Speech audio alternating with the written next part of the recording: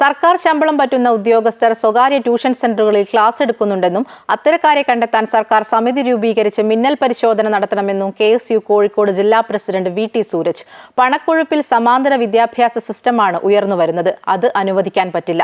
പരീക്ഷാ ചോദ്യപേപ്പർ തയ്യാറാക്കുന്നതിൽ കൃത്യമായ പ്രോട്ടോകോൾ നിർമ്മിക്കാൻ സർക്കാർ തയ്യാറാകണമെന്നും VT സൂരജ് പറഞ്ഞു. ഞങ്ങൾ കഴിഞ്ഞ ദിവസം പറഞ്ഞു 2023 ക്രിസ്മസ് പരീക്ഷയിൽ ആദ്യമായി ചോദ്യം ചോർത്തുന്നത് കോഴിക്കോട്ടെ പ്രമുഖ വിദ്യാഭ്യാസ സ്വകാര്യ ട്യൂഷൻ സെന്ററായ സൈലമാണ്. സൈലം എന്ന് പറയുന്ന കോഴിക്കോട് ജില്ലയിലെ വലിയ കോർപ്പറേറ്റ് സ്വകാര്യ ട്യൂഷൻ സെന്റർ.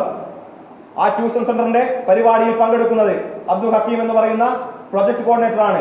സർവശിക്ഷാ അഭിയാന്റെ 10ാം ക്ലാസ് വിജയിച്ച 10,000-ലധികം കുട്ടികളോട് സംസാരിച്ചു.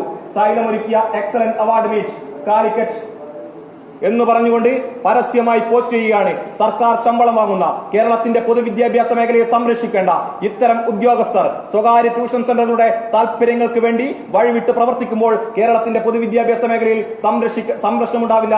ചോദ്യങ്ങൾ ചോറും എല്ലാ തലത്തിലും ഉത്തരവിധി സംവിധാനത്തിലേക്ക് പോകും. അതാണ് ഇവിടെ നടക്കുന്നത്. ഞങ്ങൾ ആവശ്യപ്പെടുന്നു സർക്കാരിന് ധൈര്യമുണ്ടോ സൈലം ഉൾപ്പെടെയുള്ള MS സൊല്യൂഷൻ ഉൾപ്പെടെയുള്ള സ്ഥാപനങ്ങളിലേക്ക് മിന്നൽ പരിശോധനാ സംഘങ്ങളെ അയക്കാൻ കേരളത്തിന്റെ വിദ്യാഭ്യാസ വകുപ്പിന് ധൈര്യമുണ്ടോ?